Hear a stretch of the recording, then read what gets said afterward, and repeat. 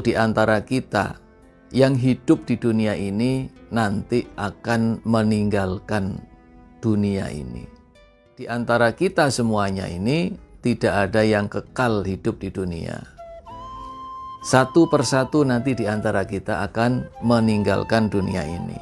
Satu persatu di antara kita akan berangkat menuju perjalanan yang lebih panjang, menuju kehidupan yang lebih kekal, yaitu kehidupan di akhirat nanti.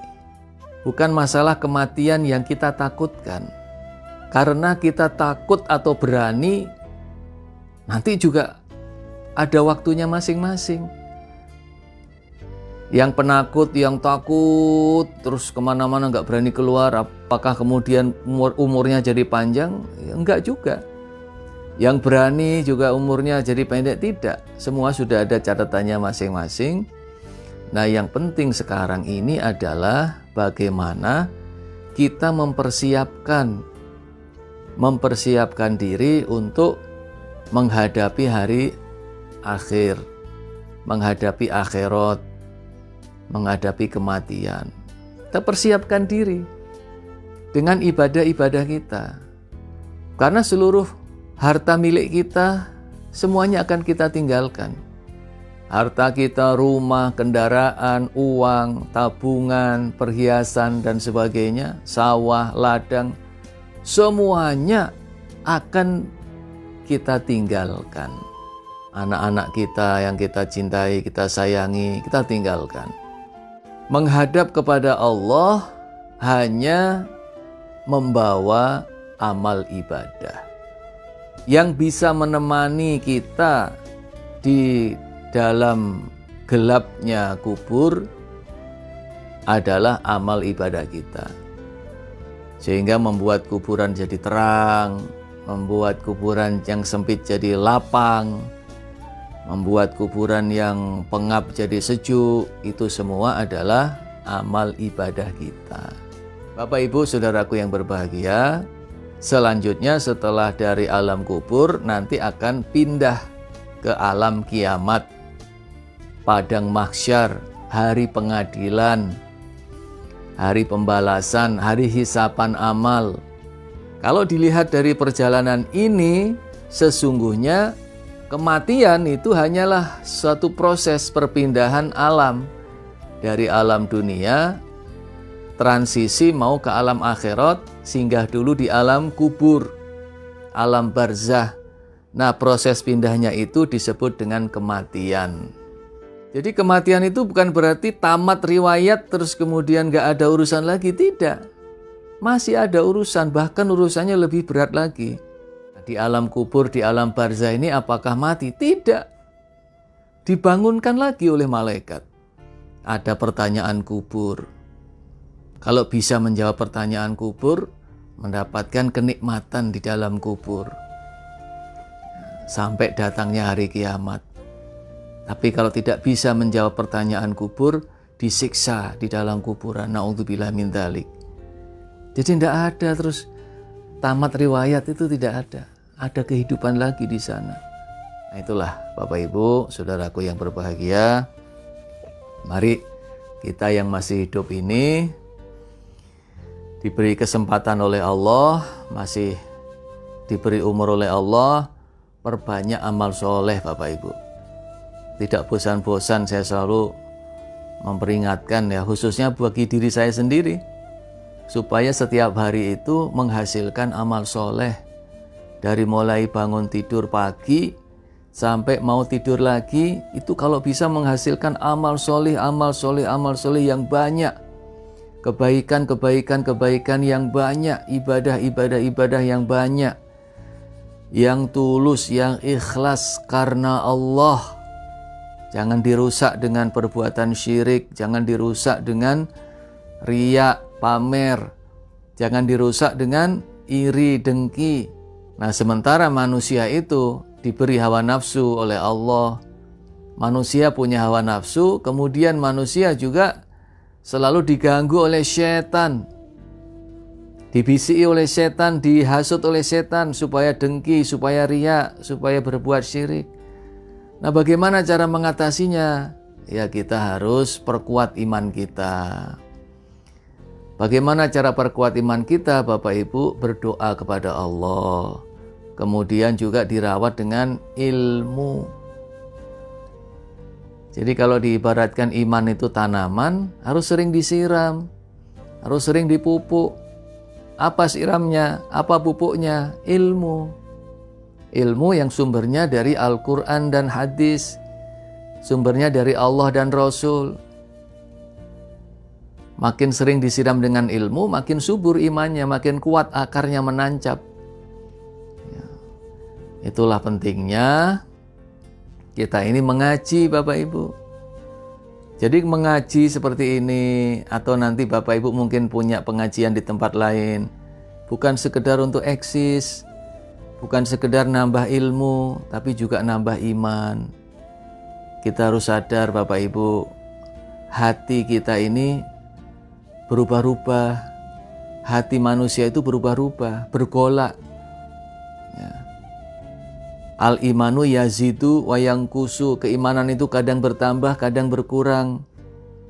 Nah, kalau lagi berkurang keimanan, lagi ngedrop keimanan, lalu tidak mendapatkan ilmu, tidak mendapatkan nasihat, tidak mendapatkan tausiah atau kajian-kajian, nanti ngedrop terus itu. Ibarat sakit tapi nggak diobati, nggak dikasih suplemen, nggak diterapi, lama-lama tambah parah. Nah, hati juga begitu.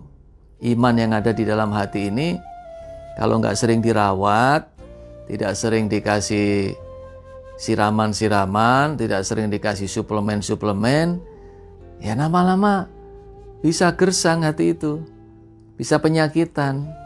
Kita sendiri yang bisa merasakan apakah hatiku ini mulai nggak beres ya. Nah, Bapak Ibu harus peka dengan gejala-gejala yang ada di hati kita masing-masing. Waduh, ini kok sudah mulai malas ini bangun jam 3 malam untuk tahajud.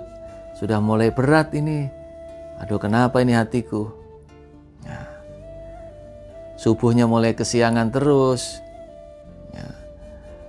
Sedekahnya mulai malas, mulai muncul rasa pelitnya, kemudian mulai mudah benci ke orang lain, mudah marah ke orang lain. Kenapa ini hatiku ini? Mulai senang dengan maksiat, mulai senang dengan perbuatan-perbuatan yang gak ada manfaatnya, habis waktunya berjam-jam tidak ada manfaatnya, di depan TV, di depan HP. Ya. Ini kenapa hatiku ini? Nah, Bapak Ibu yang bisa merasakan. Nah, kalau sudah seperti itu, segera diantisipasi. Wah, nggak boleh begini nih. Kalau terus-terus begini bisa bahaya ini. Hatiku ini bisa sakit, bisa kena masalah, bisa tambah parah nanti. Nah, segera istighfar. Istighfar yang banyak. Segera bertobat kepada Allah, perbanyak baca Al-Quran. Mulai tegas pada diri sendiri untuk semangat beribadah. Tegas pada diri sendiri untuk melawan segala kemalasan-kemalasan. Tegas pada diri sendiri untuk melawan godaan-godaan setan.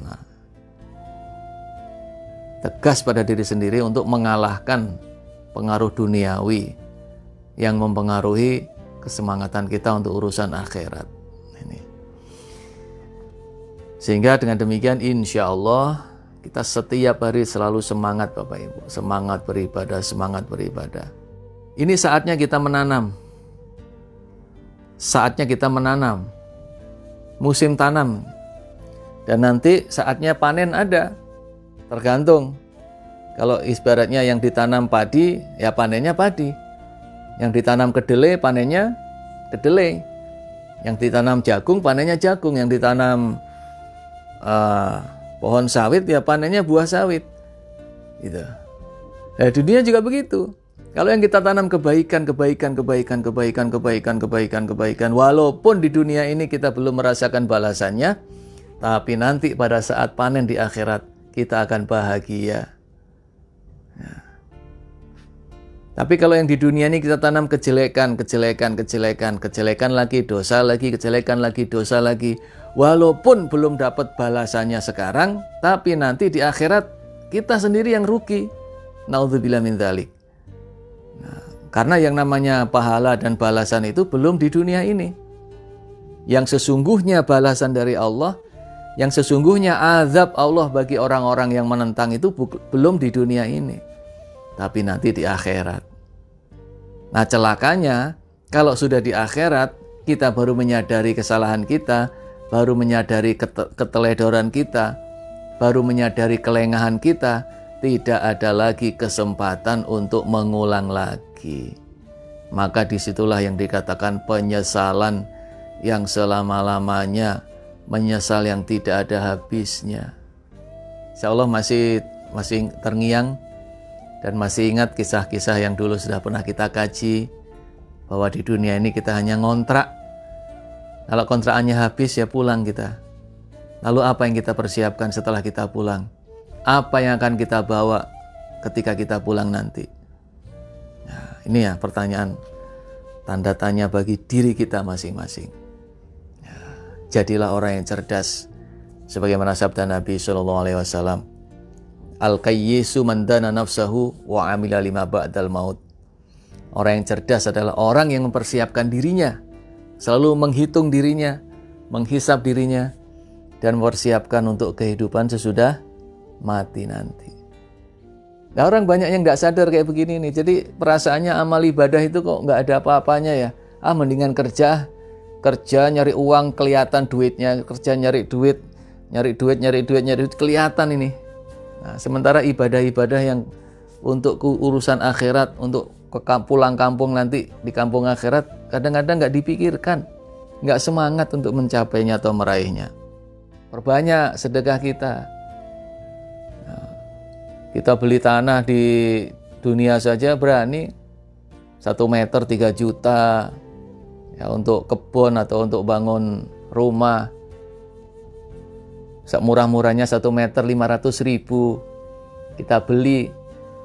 Setelah punya berapa hektar, begitu mati ditinggal gitu aja ya. Nah, tapi kalau kita sedekah, sama seperti kita membeli aset di surga, membeli tanah di surga. Kapan sewaktu-waktu kita pulang, tinggal kita nikmati.